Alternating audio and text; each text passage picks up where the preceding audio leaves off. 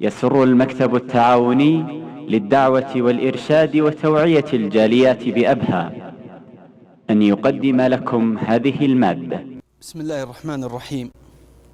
اللهم اجعلنا من المقدمين لديك، المقدمين كل ما يقربنا زلفى إليك.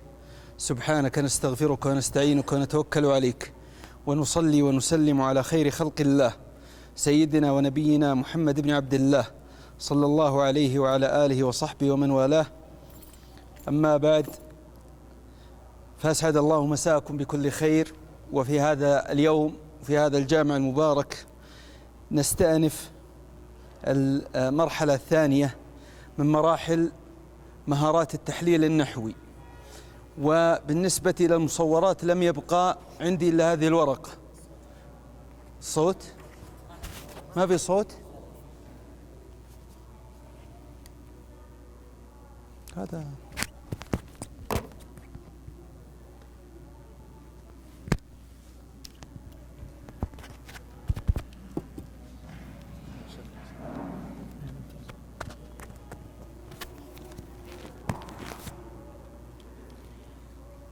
قبل أن أنتقل إلى ذكر فكرة هذه الورقة التي سنعتمد عليها إن شاء الله تعالى في الدروس القادمة أريد أن أذكركم بأهمية ودقة المرحلة الأولى التي فرغنا منها. لاحظوا أني قلت لكم المرحلة الأولى وهي مرحلة مهمة جدا. المصورات التي عندكم المرحلة الأولى وهي التي أستطيع أن أسميها المقدمات النحوية. وسبب صعوبة النحو واستغلاقه على كثير من طلبة العلم هو أنه يبدأ في النحو وهو أساساً لم يتقن المقدمات النحوية.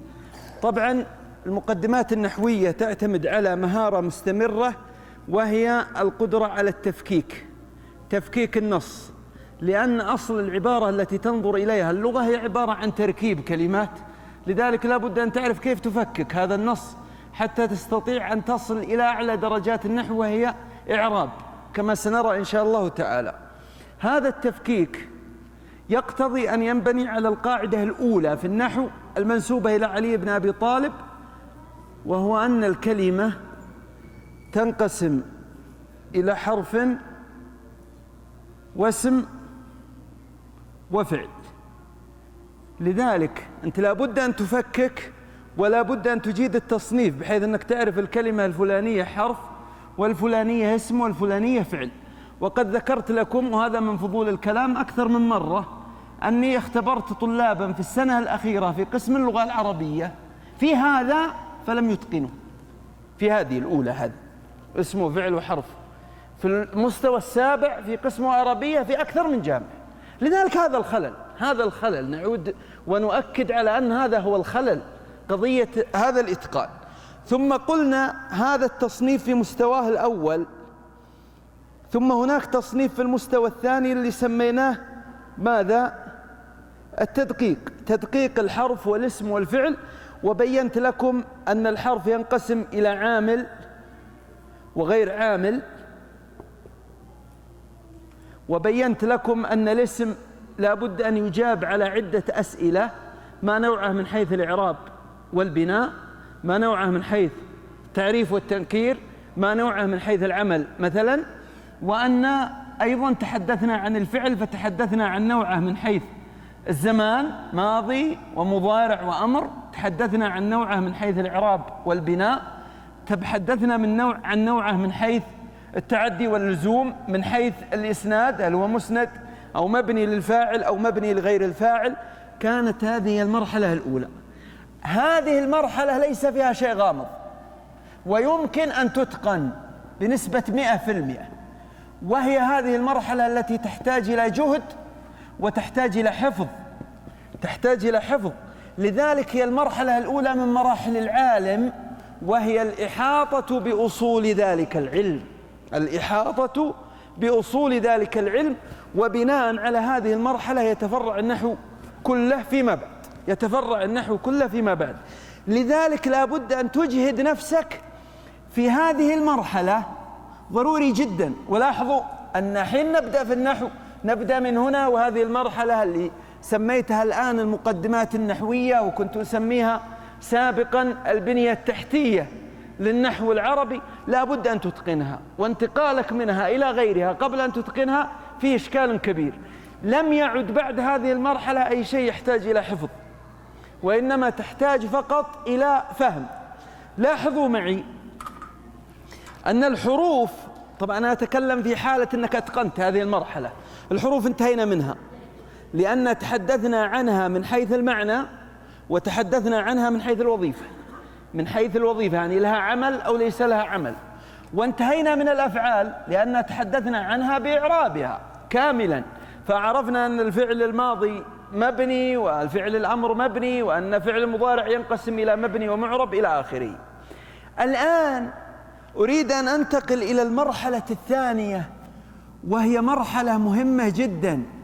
المرحلة الثانية، ومن وجد صعوبة في المرحلة الثانية فليعلم أنه بسبب ماذا؟ عجز ونقص في المرحلة الأولى، فليصلح أساساته. الأساسات الأولى لابد أن يصلحها بناء على المذكرات التي بين أيديكم. المرحلة الثانية يا إخوان لها فقط فكرة، وفهمكم فكرة، ثم ندخل مباشرة على النصوص إن شاء الله تعالى. اللغة تداولية بطبعها، يتداولها المتحدث والسامع. الهدف من الكلام هو أن أنقل فكرة في ذهني إليك حتى تفهمها. إذا لابد أن تتعامل مع الكلام بهذا الشكل التداولي، أنها فكرة مجردة معنى أنطقه في شكل ألفاظ. هذه الألفاظ أن تفهمها، لأن بيني وبينك شفرات مشتركة. لذلك حين أتكلم معك فأن تفهم ما أريد. لذلك إذا جاء واحد يتكلم معك بلغة أخرى وأنت لا تتقنها، هو يتكلم لكنك لا تفهمها لعدم وجود هذا الاشتراك. لا بد أن تفقه الكلام بهذا الشكل التداولي. ممتاز. إذن أنت في الحقيقة حين تتكلم فأنت تنشئ جملة. هذه الجملة هي عبارة عن مؤسسة. هذه الجملة هي عبارة عن مؤسسة، الغرض منها إيصال معنى. إيصال معنى، هذا المعنى الجملة المؤسسة في عدة كلمات، كل واحدة من هذه الكلمات لها وظيفة. وظيفة في ماذا؟ وظيفة في نقل المعنى. إذن أنا لو أردت أن أحدثكم عن حدث، لاحظوا معي، حدث إكرام ما وقع. طيب أنا أحتاج أن أنقل لك الحدث وفاعل ومفعول به حتى تفهم هذا الحدث. فأقول أكرم فلان ضيفه. لاحظوا معي، حين أقول أكرم فلان ضيفه، سعد ضيفه، لاحظوا معي، خلونا نشوف ما معنى وظائف. الوظائف هذه أكرم ما دورها في المعنى الذي أريد أن أوصله إليك؟ تعبر عن ماذا؟ دورها التعبيري. لا أكرم أبدا ما تعبر عن الفاعل. أنا قلت أكرم ليعبر عن الحدث. الحدث المسمى. إذن الآن وظيفة أكرم في هذه المؤسسة، هذه مؤسسة كاملة، لأنها أفضت إلى ماذا؟ أفضت إلى معنى ماذا؟ مفهوم يحسن السكوت عليه. الوظيفة الدلالية لأكرم، التعبيرية لأكرم ماذا؟ هذه وظيفتها في نقل المعنى، تعبر عن الفعل. طيب وسعد يعبر عن من؟ إذن فعل وفاعل هي عبارة عن وظائف في مؤسسة. إذن الإعراب الذي يشكو الناس منه هو في حقيقته أنك تتأمل الجملة. هذه الجملة فيها عدة عناصر، يعني عدة موظفين. الإعراب هو تحديد ماذا؟ لا تحديد الوظيفة. الوظيفة ماذا؟ الوظيفة الحقيقة الوظيفة ماذا؟ التعبيرية، تعبر عن. إذن أنا قلت أكرم حتى تعبر عن الفعل، وقلت سعد حتى تعبر عن ماذا؟ عن الفاعل، وقلت ضيفة حتى تعبر عن ماذا؟ حتى تعبر عن المفعول به. إذن الحقيقة أن التحليل النحوي الإعراب هو عبارة عن تحديد وظائف الكلمات داخل ماذا؟ داخل الجمل. داخل الجمل. من الإشكالات العميقة أنه يدرس الطالب في الصف الرابع الابتدائي والخامس الابتدائي والسادس الابتدائي، يجي يقول يعطيه تمرين مثلا سعد في هذه الجملة، يحط فراغ بعدين مرفوع وعلامة فراغ الضمة فراغ الظاهرة فراغ على فراغ. هذه لازم الطقم هذا كله لازم نقوله، وهذه إشكالية كبيرة جدا. هذه مرحلة أخرى سنسميها مرحلة تحرير الإعراب. لذلك العلماء السابقين ما كان عندهم هذا الكلام، يقول لك فعل وفاعل جار ومجرور يبين وظيفته مباشرة. فهذه مرحلة لاحقة إن شاء الله تعالى. مرحلتنا هذه هي ماذا؟ فقط أن تتعلم كيف تحدد ماذا؟ كيف تحدد الوظائف. بالنسبة لوظائف الحرف انتهينا منها، بالنسبة لوظائف الفعل انتهينا منها، تبقى وظيفة الاسم.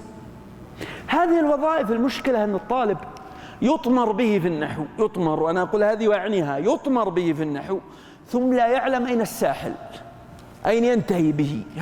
لذلك يبدأ يقولون خذ المبتدأ والخبر، خذ كان وأخواتها، وخذ إن أخواتها في المستوى الأول، ثم بعد فاصل خذ الفاعل وخذ نائب الفاعل وخذ باب التلازم وخذ. وهذه إشكالية.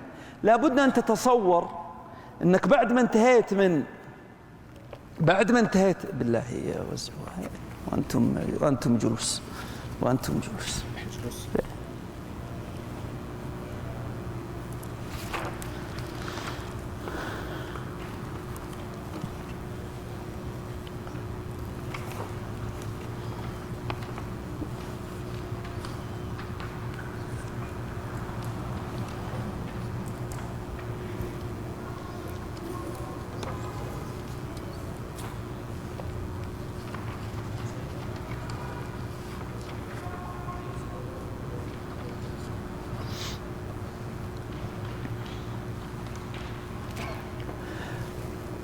أشوفوا يا إخوان، هذا هو النحو، هذه وظائف الأسماء. يعني المفروض أن تعرب. طبعا اتفقنا على أن إذا مر بك فعل صادفك فعل أو صادفك حرف خلاص وظيفته معروفة، انتهينا منه في المرحلة الأولى. بقي الأسماء، هذه الوظائف. الإعراب هو أن تحدد وظيفة الكلمة، أي وظيفة من هذه الوظائف فقط. لذلك هذا هو النحو الذي تدرسونه كله، هو هذا الذي ترونه أمامكم. لذلك مهمتك حين تتعامل مع النص من أجل إعرابه هو أن تبين وظيفة الاسم، أي وظيفة من هذه الوظائف. لذلك المسألة محصورة ومحاط بها ومنضبطة تماما. لذلك لاحظوا معي، عندنا للمرفوعات 6 وظائف، عندنا 11 وظيفة للمنصوبات، وظيفتان للمجرورات، ثم قلنا تابع المرفوع مرفوع، وتابع المنصوب منصوب، وتابع المجرور مجرور.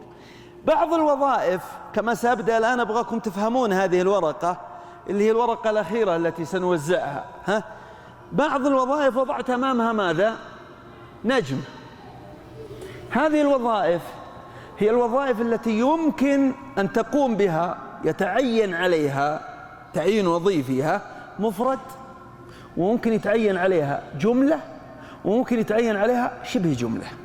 أما الوظائف التي ليس أمامها نجمة فهذه لا يقوم بها إلا ماذا؟ إلا مفرد. لا يقوم بها إلا ماذا؟ إلا مفرد. لذلك الجمل التي لها محل من الإعراب اللي يدرسونها في فصل دراسي كامل في المستوى الأخير، يعني الجمل التي تشارك المفرد في أداء بعض الوظائف النحوية، الجمل التي تشارك المفرد في القدرة على القيام ببعض الوظائف النحوية. هذه الورقة أرجو أن تحضر معكم في كل درس بعد اليوم إن شاء الله تعالى.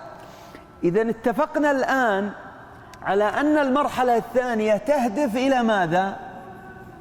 إلى تحديد وظائف الكلمات داخل الجمل، وأن هذه الوظائف محصورة ومحدودة، واكتشافها ينبني على ماذا؟ اكتشافها ينبني على تفهمك لدور الكلمة العنصر في أداء المعنى، وظيفتها التعبيرية. أنت لماذا قلت هذه الكلمة؟ أنا إذا قلت شرحت الدرس في المسجد، فقلت شرح لتعبر عن الفعل، وقلت شرحت ليعبر عن نفسي اللي هو أنا الفاعل. والنحو قلتها حتى أبين لك المشروح يعني المفعول، وقلت في المسجد حتى أبين لك مكان ماذا؟ مكان الشرح، فصار حرف جر واسم مجرور. هذا التحديد الوظيفي، تحديد وظائف الكلمات الذي هو الإعراب، سنبنيه على الفلسفة الآتية. في مساحة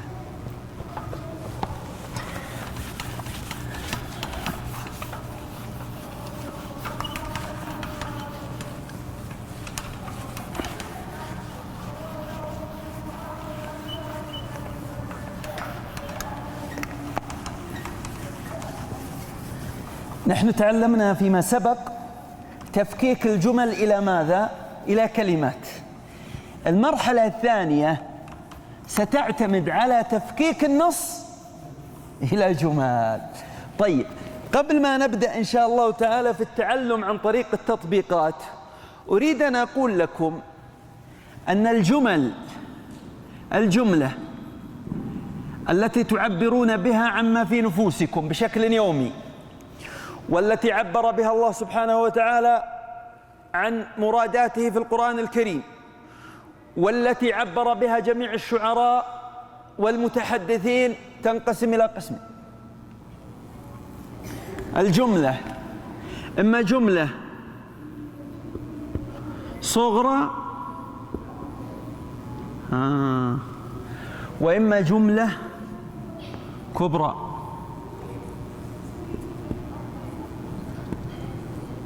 ممتاز. إذن جملة صغرى وجملة كبرى. الجملة الصغرى تتكون من مفردات، من أسماء، من كلمات مفردة. لذلك الجملة الصغرى جميع عناصرها كلمات مفردة كما سنرى إن شاء الله تعالى. أما الجملة الكبرى فإنها جملة وفي داخلها جملة كبيرة، وأحد عناصرها أيضا جملة كما سنرى. خلوني أوضح لكم الجملة الصغرى. هذه الجملة الصغرى تنقسم إلى جملة اسمية، وإلى جملة ماذا؟ وإلى جملة فعلية، يعني جملة مبدوءة باسم أو جملة مبدوءة بماذا؟ بفعل. ثم هذه الجملة الاسمية إما جملة اسمية مجردة أو جملة اسمية منسوخة. يا سلام، منسوخة. هذه الجملة الاسمية المجردة مكونة من عنصرين: مبتدأ زائد خبر. مبتدأ يعني مخبر عنه، تتحدث عنه. كان أقول محمد رسول الله. جملة بسيطة، محمد رسول الله. كيف حالك؟ بخير، يعني أنا بخير. جملة واضحة وصغيرة. هذه جملة مجردة من ماذا؟ مجردة من النواسخ. ومعنى منسوخة يساوي مغيرة. والمنسوخة هذه تنقسم إلى قسمين: إما منسوخة بحرف، وإما منسوخة بماذا؟ وإما منسوخة بفعل. منسوخة بحرف: إن محمدًا رسول. بفعل: كان الله رحيمًا. هذه الجملة الاسمية. سنتدرب إن شاء الله تعالى على تفكيك النص إلى جمل. بعدين نقول جملة هذه صغرى ولا كبرى؟ صغرى. طيب، اسمية ولا فعلية؟ اسمية. طيب، منسوخة ولا مجردة؟ منسوخة أو مجردة. هذا النظام الذهني اللي إذا كان في ذهنك مرتب بهذا الشكل ما عندك أي مشكلة. الآن حين تعرف أصل الجملة، عندنا هنا كم وظيفة من الوظائف اللي عندكم هذه كلها؟ وظيفتين، مبتدأ وخبر. لذلك أساسا حين تعرف نوع الجملة فإن الإعراب مباشرة ستعرفه، لأنه يستحيل أن تفكر هنا في مفعول به أو مفعول مطلق، لأنك تعرف أنها جملة اسمية. إذا النحو مسألة منظمة يجب أن يبدأ بها من هنا. إيش نسوي حين؟ 70 باب أمامك تبغون يلمونك كذا، ها مشكلة. لكن حين تعطى هكذا خلاص جملة. أنا والله أخبر طلاب أقول لها أعرب، طبعا مجرد أعرب هذه تسبب له حالة ما بقول هستيرية، يعني قريب منه. مبتدأ خبر فاعل، أنا بستشير له كذا براد، ويأخذها بالقصص. لين تركب ما ركبت، يعني ما وجد إنه لا بشوف الجملة، نوع الجملة، ثم الجملة هذه لها وظائف معينة. سترون ترتيب عجيب بعد قليل إن شاء الله، بعد ما انتهي من هذه الفكرة، أن الوظائف اثنين أساسا تنقسم إلى قسمين: وظائف حكومية رسمية، وظائف على البند، هذه الوظائف النحوية سترونها بعد قليل، اللي سموها العلماء وظائف عمدة ووظائف فضلة. طيب ممتاز. الجملة الفعلية أيضا في العربية تنقسم إلى قسمين: لغة منظمة، جملة فعلية صريحة، أنا أسميها صريحة، مكونة من فعل وفاعل ومفعول به، فعل وفاعل ومفعولين، وهكذا. وجملة فعلية إلا أنها غير ماذا؟ غير صريحة. وسترون ما مرادنا بغير صريحة. شوفوا يا شباب، صريحة يعني صرح فيها بماذا؟ بالفعل، صرح فيها بالفعل. لذلك إما أن تتكون من فعل زائد فاعل، هذا لا بد منه. قد يضاف عليها ماذا؟ مفعول أو أكثر، مفعول به أو أكثر، حتى يتضح المعنى. اتخذ الله إبراهيم خليلا، جملة فعلية مصرح فيها بالفعل.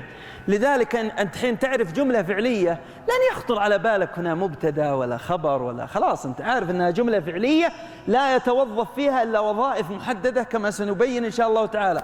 لذلك هذه الوظائف ستتوزع الآن على الجمل. خلاص انتهى النحو واضح، لأن عندنا الآن هنا 20 أو 21 وظيفة لا أقل، 19 وظيفة ستتوزع على الجمل الآن. طيب غير صريحة، غير الجمل الفعلية غير الصريحة، مثل ماذا يا شباب؟ النداء. أنت قلت يا محمد، في فعل يا محمد؟ ما في فعل، لكن أنادي محمدا، لذلك يقولون يا هذه النداء، لأنها تنوب عن هذا الفعل الذي هو أنادي.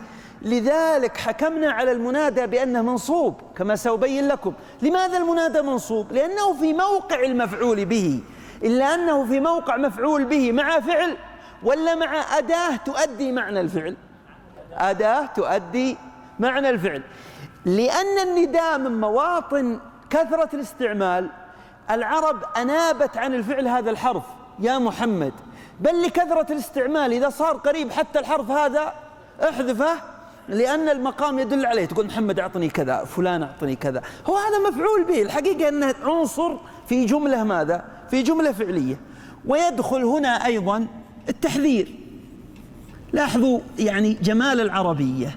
وعندنا الإغراء، يعني حين يقول الرسول صلى الله عليه وسلم الصلاة الصلاة، الصلاة الصلاة، يعني إلزم الصلاة، إلزم الصلاة. إذن هذه جملة فعلية. لذلك باب الإغراء كله هو جملة فعلية. التحذير، خلاص التحذير، يدك على عابر الباب وفيه هواء بيسفع بالباب، بيسفع الباب، تقول يدك يدك يدك، يعني ابعد يدك. بس لو قلت يا فلان ابعد يدك، أصابعك قد مكسرة وانت باقي تقول يا فلان. لذلك هي مقام اختصار وإيجاز. مقام التحذير ومقام الإغراء هو مقام إيجاز واختصار. لذلك هذه جمل فعلية غير صريحة، وهي جمل صغرى. لماذا جمل صغرى؟ جمل صغرى لأن الوظائف التي فيها اللي يشغلها كلها ماذا؟ كلمات مفردة. كلمات مفردة. هو الله أحد، جملة صغرى. نريد أن نعرف الآن الجملة الكبرى. هذا التقسيم واضح يا أخوان؟ هذا التقسيم واضح؟ جملة اسمية، جملة فعلية. الجملة الكبرى هو أن يكون يا شباب، الجملة الكبرى سنقسمها إلى قسمين أساس تعرفوا القسمة الكلية، ثم أمسح حتى أجد مساحة للكتابة. شوفوا، الجملة الكبرى بتنقسم إلى قسمين: جملة كبرى شرطية، وجملة كبرى غير ماذا؟ طبعا لاحظوا أن الجملة الشرطية ستجمع بين جملتين. عندنا الآن ذاكر زيد، جملة صغرى ولا ما هي جملة صغرى؟ ذاكر زيد جملة صغرى، إيش نوعها؟ فعلية. صريحة ولا غير صريحة؟ نجح زيد، جملة صغرى صريح. لاحظوا معي أن الشرط يربط الجملتين. لاحظوا، إن ذاكر زيد نجح. هل المراد التعبير عن ذاكر زيد لوحدها مراد متكلم، عن نجح لوحدها، ولا ربط الجملتين وجعل إحداهما نتيجة للأخرى؟ إذن هذا هو معنى التركيب الشرطي. إذن هذه جملة صغرى ولا جملة كبرى؟ جملة كبرى. لماذا؟ لأن أحد عناصرها أو أكثر هو عبارة عن ماذا؟ عبارة عن جملة. عبارة عن جملة ماذا؟ عبارة عن جملة صغرى. إذن الأسلوب الشرطي هو عبارة عن تركيب جملتين. الصوت ما في.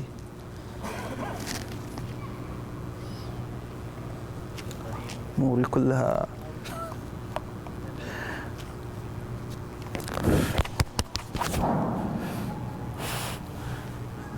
طيب هذا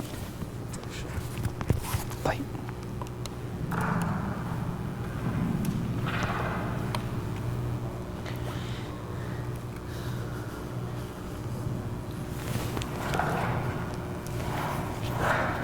إذا لاحظوا يا إخوان، الجملة الشرطية ركبت جملة صغرى مع جملة صغرى، ربطت بينهما عن طريق معنى الشرط اللي هو ترتيب إحدى الجملتين على الأخرى.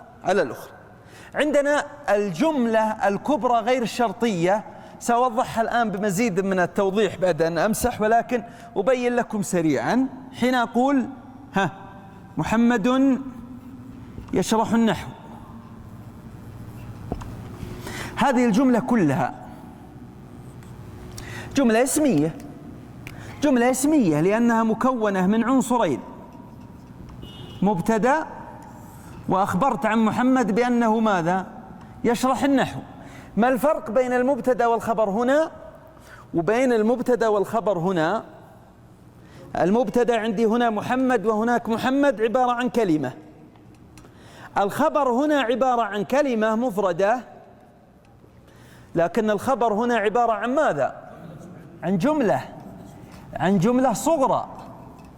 إذن الجملة الكبرى أحد عناصرها يكون جملة، فهي جملة داخل جملة، جملة داخل جملة، تصبح جملة كبرى بهذا الشكل.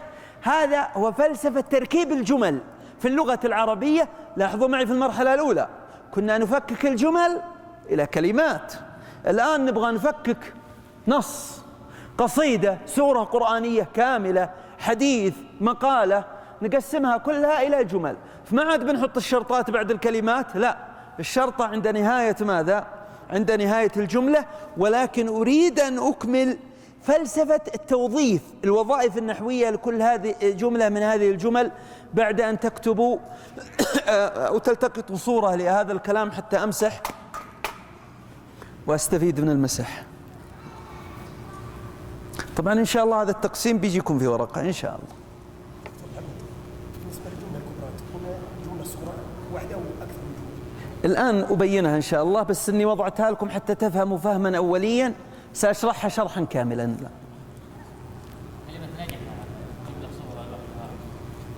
نجح جملة صغرى لأن عندك هنا فاعل. لاحظ لو قلت لك الآن إن ذاكر زيد نجح زيد، في كلامي خلل؟ نجح هو. ها؟ نجح هو. أي في شيء مضمر سيأتي إن شاء الله تعالى، سأبين لكم متى أساسا يقع الإضمار. ترى الإضمار محدود جدا، بس إن لم نبني تعليمنا على النظرة الكلية، إنه يعرف يقول أساسا الإضمار لا يقع إلا في المواطن الآتية 1 2 3. خلاص الإضمار الاستتاري خلاص امسح. إذا انتهينا من الجملة الصغرى، أنا أريد أن أفرد لكم الجملة الكبرى قليلا وخلاص انتهينا، ما عندنا غير هذا. يعني نبدأ إن شاء الله في توزيع الوظائف.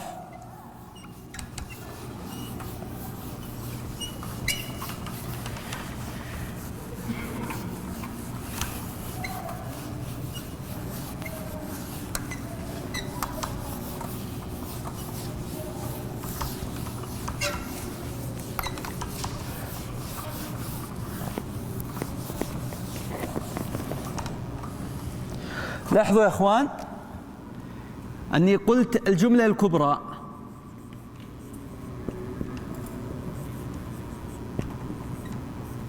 تنقسم الى شرطية،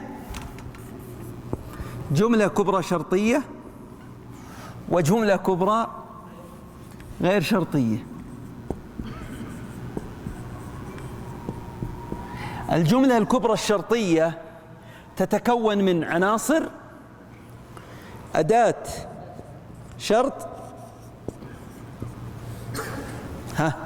فعل شرط، جواب شرط. لاحظوا معي أن جواب الشرط هو عبارة عن جملة ماذا؟ جملة ماذا؟ صغرى اسمية أو فعلية. ولاحظوا أن فعل الشرط سيكون جملة ماذا؟ جملة صغرى، لأنه فعل لابد أن يكون له فاعل. لاحظوا معي: من يتق الله يجعل له مخرجا. هل مراد الذكر الحكيم التعبير عن يجعل له مخرجا، أو عن تقوى الله، أو عن الربط بين تقوى الله وبين الفرج؟ الربط. هذا الربط أتى من هنا. إذا ما ينفع تقول هذه جملة وهذه جملة، لأن هذا يخالف المراد. في الحقيقة أن هذه كلها جملة، إلا أنها جملة ماذا؟ جملة كبرى ماذا؟ جملة كبرى شرطية. إذا لاحظوا معي أنك الآن ستبني معرفتك بالنحو، ما هو على أشياء مبعثرة. تجي من الجملة من فوق تقول هذه جملة شرطية، خلاص أساسا الوظائف فيها ثلاث بس: أداة شرط وفعل شرط وجواب شرط. هذه مكونة جملة كبرى داخلها جمل صغرى. عندي الآن الجملة الكبرى غير الشرطية لها صورتان: إما أن تكون جملة فعلية داخلها جملة اسمية أو فعلية.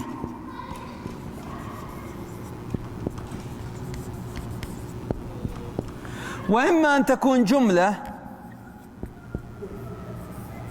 اسمية داخلها ماذا؟ داخلها جملة اسمية أو جملة ماذا؟ أو جملة فعلية. خلونا نضرب أمثلة نشوف. جملة فعلية نقول: قال المؤذن الله أكبر. لاحظوا معي، قال المؤذن الله أكبر. قال ايش وظيفتها؟ تعبر عن ماذا؟ شفتوا الإعراب؟ وظيفة تعبر عن ماذا؟ المؤذن يعبر عن ماذا في المعنى هذا؟ يعبر عن الفاعل. طيب الله أكبر تعبر عن المقول، المفعول به. إذن هذه مفعول به، لكن المفعول به هذا هو عبارة عن جملة صغرى مكونة من مبتدأ وماذا؟ وخبر. لاحظوا معي حين أقول قال المؤذن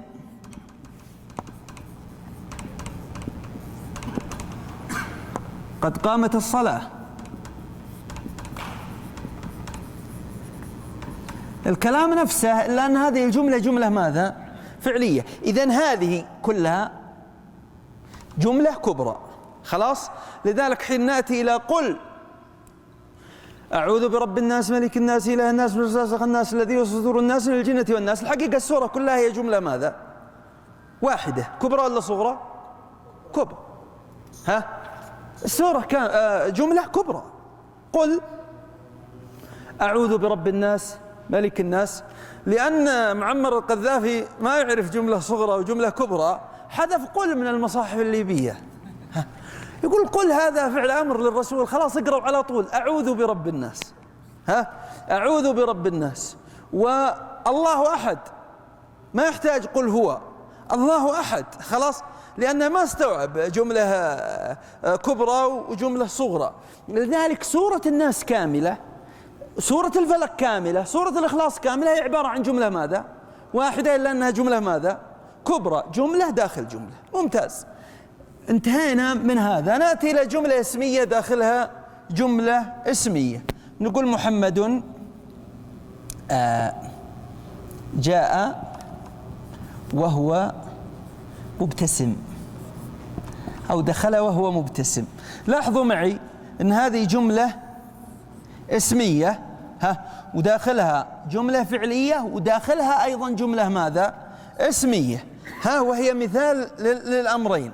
فعندي هنا مبتدأ يحتاج إلى ماذا؟ إلى خبر. الخبر هو جملة فعلية صغرى، والحال وهو مبتسم هذه تبين ماذا؟ تبين حال محمد. جاءت جملة ماذا؟ جاءت جملة اسمية. إذن الآن المرتكز في معرفة الجمل أن تتقنوا الجمل الصغرى ولا الجمل الكبرى؟ الصغرى، لأن الجمل الكبرى مكونة من ماذا؟ مكونة من الصغرى. لذلك سأبدأ الآن في التركيز وتسليط الضوء على الجمل ماذا؟ على الجمل الصغرى إن شاء الله تعالى. افتح المجال الآن للأسئلة والاستفسارات قبل أن أبدأ في التفصيلات.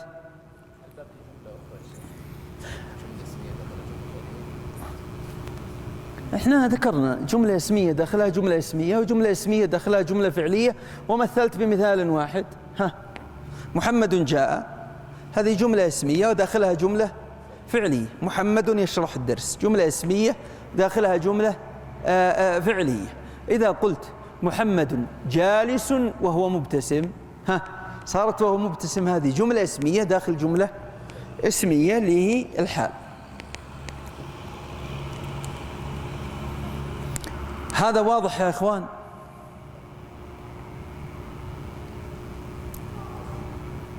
طيب، لاحظوا معي الآن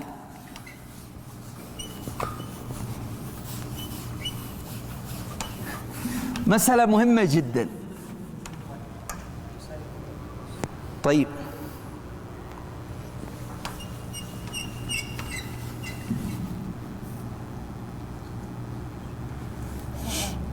نعم، إيه، قد قامت الصلاة. قد أخذناها في الحروف وقلنا أنها حرف تحقيق، خلاص، حرف تحقيق يحقق أن الصلاة قد قامت. وقام فعل، من اللي قام؟ من اللي قام؟ الصلاة فاعل، والتالي التانيث، تبين وظيفة فقط. نتدرب على هذا إن شاء الله. خلاص يا شيخ؟ نعم، قامت للتأنيث فقط، دلالة على التأنيث. قد شرحتها في حرف التاء، قسمت التاء في المرحلة الأولى إلى اسم وإلى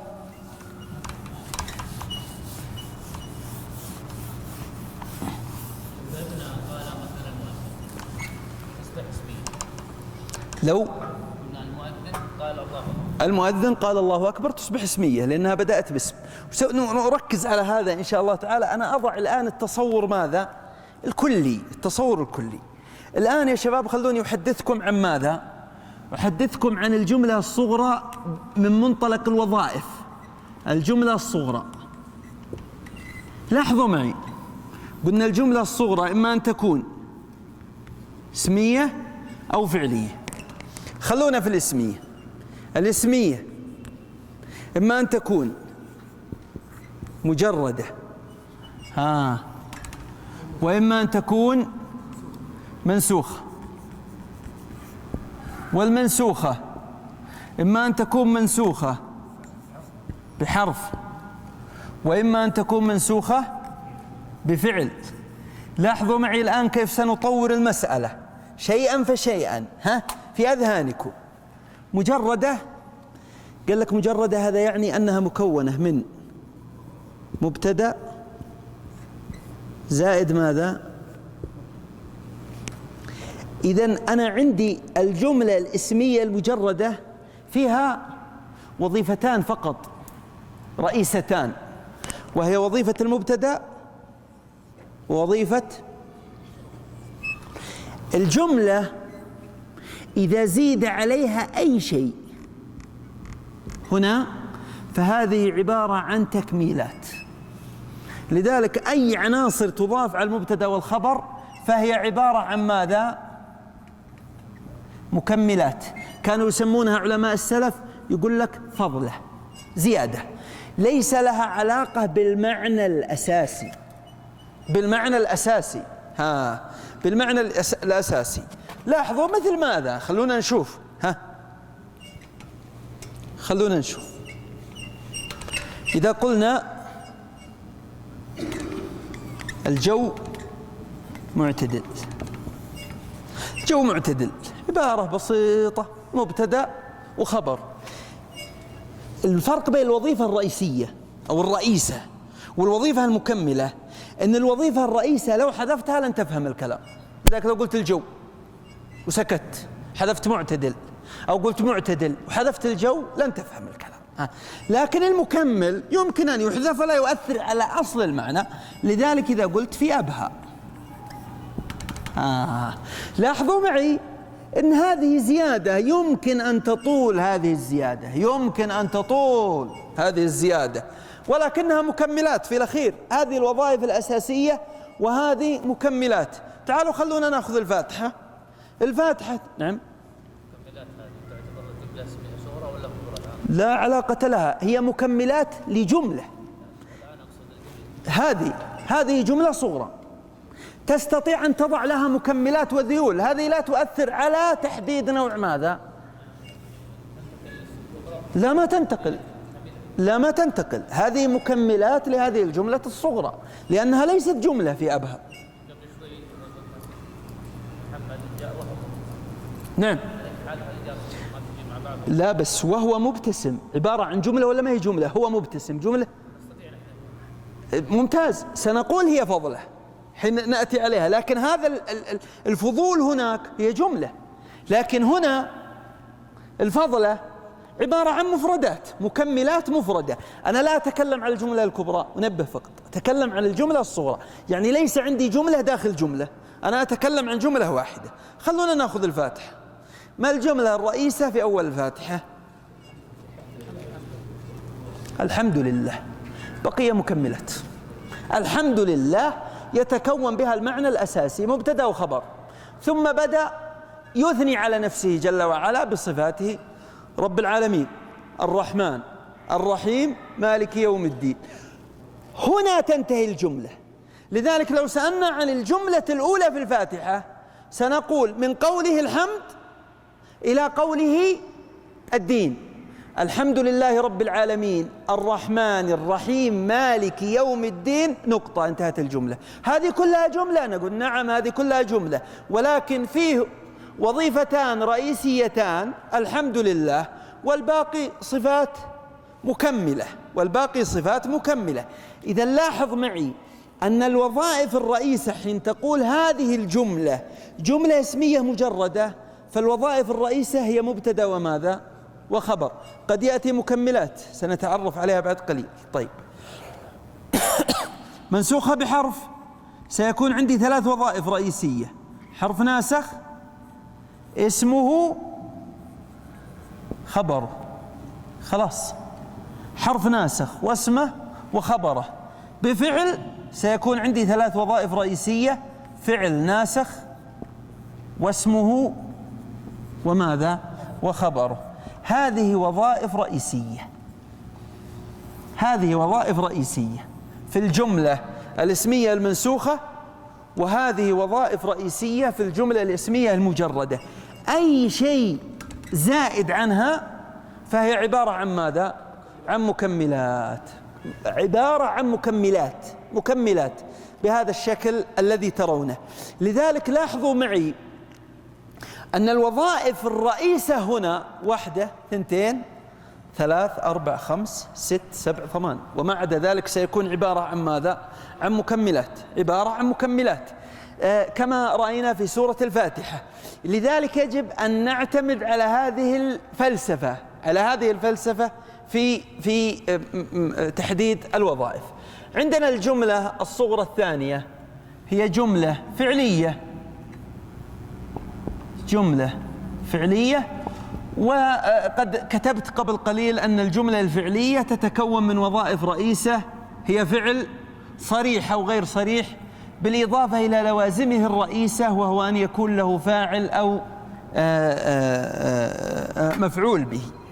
الآن إذا رجعنا إلى هذه الورقة سنستطيع أن نحدد الآن معكم الوظائف الرئيسة والوظائف الثانوية. المبتدأ وظيفة رئيسة، اللي هي عند العلماء السابقين عمدة. الخبر رئيسة، اسم كان، خبر إن رئيسة، الفاعل ونائب الفاعل، هذه وظائف كلها رئيسة تستاهل مرتبة مرفوع. لذلك جاءت كلها ماذا؟ جاءت كلها مرفوعة. طيب، خلونا نشوف المجرورات. الاسم المجرور مكمل، والمضاف إليه مكمل، ليس رئيسيا، مكمل مطلقا، لذلك كان حقه ماذا؟ الجر. طيب، تعالوا نشوف المنصوبات. المفعول به الحقيقة أنه رئيس، في الأصل رئيس، قد يستغنى عنه لدلالة. أي شيء يمكن أن يستغنى عنه لدلالة السياق عليه، السياق الحالي، فهذا لا يغير من الحقيقة شيء، وهو أن وظيفته وظيفة ماذا؟ رئيسة. طيب، المفعول لأجله مكمل، يجعلون أصابعهم في آذانه. طيب، حذر الموت مكمل، هل حذفه أثر على المعنى الرئيس؟ لم يؤثر. طيب، المفعول فيه مكمل، ممتاز. تقول قابلت فلان، خلاص، كونك تقول لي بعد العصر هذا تكميل، ذكر تفصيلات لا يؤثر على المعنى الأساسي، العناصر الأساسية. المفعول معه مكمل، المفعول مطلق مكمل. يسألونك على الجبال قل ينسفها ربي، كونك تقول نسفة في الأخير فهذا مكمل لأجل غرض ماذا؟ غرض التوكيد. طيب، الحال مكمل، رجع موسى إلى قومه، فهم المعنى الآن. طيب، غضبان آسفة، هذه تفصيلات. إذن الوظائف هنا وظائف ماذا؟ تكميلية لتفصيل الحديث. طيب، التمييز شوفوا يا إخوان، هو الحقيقة التمييز هو مكمل، ولكن هو مكمل لا بد منه، لذلك هو في درجة أعلى. لماذا؟ لأن التمييز فيه رفع إبهام. لذلك أنا إذا قلت عندي 20، من حيث اكتمال العناصر اكتملت، لكن كلمة 20 هذه ظلت مبهمة في ذهنك ولا لا؟ ظلت مبهمة. إذن هو الحقيقة هو عمدة ليس لأجل الجملة، وإنما الذي يفتقر إليه هو كلمة 20. لذلك الافتقار ليس في الجملة وإنما في لفظ ماذا؟ 20، لأنه من الأشياء المشتركة، لأنه قد يكون قلما، ولدا، كتابا، ألفا، ريالا إلى آخره. لذلك هذا لا يشكل عليكم. هو التمييز باعتبار الجملة هو الحقيقة مكمل، باعتبار الجملة مكمل. كونك تشعر بأنك في حاجة إليه ليس لأن الجملة مفتقرة إليه، وإنما المفتقر إليه ماذا؟ المفتقر إليه هو ماذا؟ الكلمة نفسها، الكلمة نفسها. لذلك سنشرح لكم إن شاء الله في التمييز أن التمييز يرفع الإبهام. هذا الإبهام يكون عن مفرد، وإبهام يكون عن نسبة شيء إلى شيء. لذلك حين أقول لكم اشتعل رأسي، المفروض المعنى اللي يقع في أذهانكم يعني شبت فيه النار، هذا هو المعنى الحقيقي. خلاص؟ اشتعل البيت، إذا قلت لكم اشتعل البيت، لأن اشتعل الرأس خلاص ارتبطت في أذهانكم باشتعل الرأس شيبا. لكن إذا قلت اشتعل المسجد، المفروض أنه يقع في ذهنك ماذا؟ احتراق. خلاص؟ إذا قلت اشتعل المسجد حفظا، اشتعل المسجد عبادة. إذن أنا الآن رفعت الإشكال في ماذا؟ رفعت الإشكال في النسبة، يعني نسبة الاشتعال إلى المسجد. أنا أردت أن أزيل المعنى الحقيقي إلى معنى مجازي فأتيت بالتمييز. إذن التمييز الآن هل هو ضرورة بالنسبة للجملة ولا لرفع إبهام آخر؟ لرفع إبهام آخر، وهذا هو سبب قولنا إن التمييز ماذا؟ مكمل لرفع هذا الإبهام، لرفع هذا الإبهام. وزوال التمييز لا يعني زوال اكتمال الجملة. لذلك حين أقول عندي 20 في معنى مفهوم، وهو ماذا؟ وهو أن محمد عنده 20 من شيء ما. إذن هذا معنى اكتمل، عنده 20 من شيء ما. من شيء ما هذه أستطيع أن أوضحها عن طريق ماذا؟ التمييز. عرفتم الآن كيف أصبح فضله؟ طيب، إذا نظرنا إلى المنادى سنجد أن المنادى باعتبار جملة النداء اللي هي جملة فعلية غير صريحة، سنجد أن المنادى عمدة ولا فضله؟ عمدة، لأنه لا يتم معنى النداء إلا بماذا؟ إلا بوجوده. لكن المستثنى فضله، هي مكمل. المستثنى حضر الطلاب إلا فلان، فهذا دلالة على الخروج، هذا لا يؤثر على تقرير الجملة. بالنسبة لاسم إن وخبر كان، هذه عمد، هذه عمد. طيب، العمد كان من حقها أن تكون مرفوعة. هذه اسم كان وخبر إن، خبر كان واسم إن، كان من حقها أن تكون ماذا؟ مرفوعة. وإنما نصبت لإحداث تغيير يفرق بين الجملة المجردة والجملة المنسوخة، وهذه لها علاقة في فكرة دقيقة، لها علاقة بقضية الإسناد، والإسناد من المعاني النحوية. بالنسبة للتوابع كلها هذه مكملة. طيب، ما فائدة النجوم هذه اللي هنا في الورقة هذه؟ إذن الآن أستطيع أن أحدد الجمل الكبرى. الجملة الكبرى هي جملة فيها مبتدأ وخبر، إلا أن هذا الخبر ماذا؟ جملة. إلا أن هذا الخبر جملة. الجملة الكبرى هي جملة منسوخة خبرها جملة، مثل كان محمد يصلي، صارت جملة ماذا؟ كبرى. لماذا؟ لأن عندي يصلي جملة صغرى داخل جملة كبرى. الجملة الكبرى جملة المفعول به فيها جملة. الجملة الكبرى جملة الحال فيها جملة. طبعا على هذا كله قولوا أو شبه جملة، لأن شبه الجملة كالجملة. طيب، الجملة الكبرى هي عبارة عن جملة فيها مضاف إليه، والمضاف إليه هذا جملة أو شبه جملة. قد يكون المضاف إليه ماذا؟ جملة. مثل ماذا؟ حين أقول سأحضر أو سأوقف الدرس حين تقترب الإقامة. سأنهي الدرس حين تقترب الإقامة.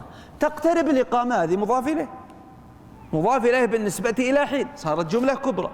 الجملة الكبرى هي جملة النعت والتوكيد أو البدل فيها جملة كانت هذه شرح ملامح المرحلة الثانية إن شاء الله تعالى. بقي عندي في درس الأسبوع القادم أن أزيل بعض الشبه التي قد ترد عليك، كأن تبدأ الجملة بحرف غير ناسخ، هل هي جملة فعلية أو جملة اسمية، أو إذا بدأت الجملة باسم إلا أن هذا الاسم منصوب، إلا أن هذا الاسم منصوب، هل هي جملة اسمية أو جملة فعلية. سأزيل فقط بعض الشبه في أول 5 دقائق، ثم نبدأ نكتب نص أو نتقسم إلى حلقات ونأخذ سورة معينة نقسمها إلى جمل، ثم هذه الجمل نقسمها إلى جمل كبرى وصغرى، ثم الصغرى نقسمها إلى اسمية وفعلية، ثم الاسمية إلى مجردة وغير مجردة، ثم نحدد الوظائف الرئيسة والوظائف المكملة. بهذا الشكل درسنا النحو دفعة واحدة ولا جزعناه؟ دفعة واحدة، وهذا هو المطلوب، أنك تطبق النحو. لذلك هذه الصورة يجب أن تظل في ذهنك وأنت عارف الآن الوظائف الرئيسة والوظائف المكملة. أكتفي بهذا القدر، وصلى الله وسلم وبارك على سيدنا ونبينا محمد.